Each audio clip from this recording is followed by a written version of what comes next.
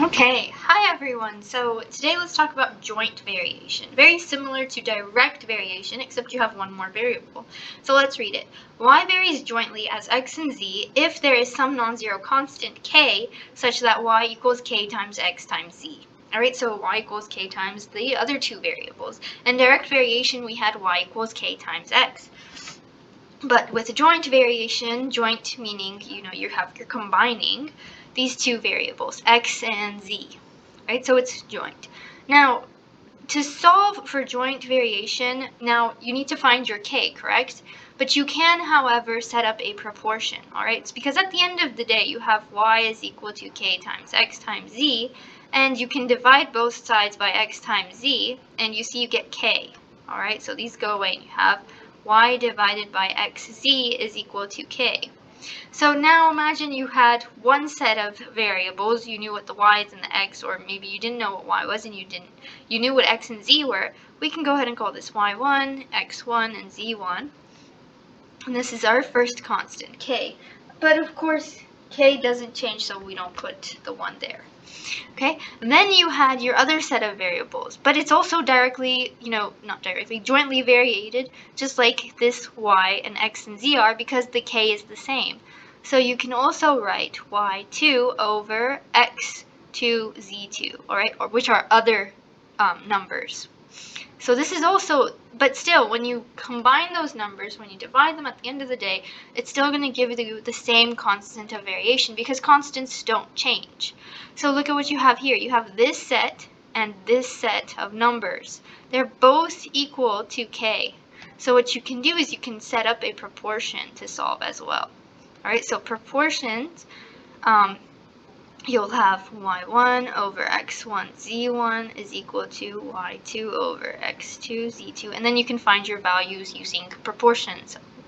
And so this is one way you can also solve joint variation if you want to just go straight to your answer and you don't need to find the k, because at the end of the day the k's are always going to be the same, right? So if we look at our example here, suppose y varies jointly as x and z. Find y when x equals 10 and z equals 5. If y equals 12 when z equals 8 and x equals 3. So here, constant of variation, they have a constant because it's jointly as x, and then with x and z, and then we're also going to have it for, and it says that it also works for another set of these numbers. Y equals 12 when z equals 8 and x equals 3. Let's see. Okay, so we want to find the y for when x equals 10 and z equals 5. So let's go ahead and set up our proportion this time around. You can, of course, do, y equals k times x times z, and then you can solve for k, and then, do what we did for direct variation. You can use that method as well, but today I will use the proportion method.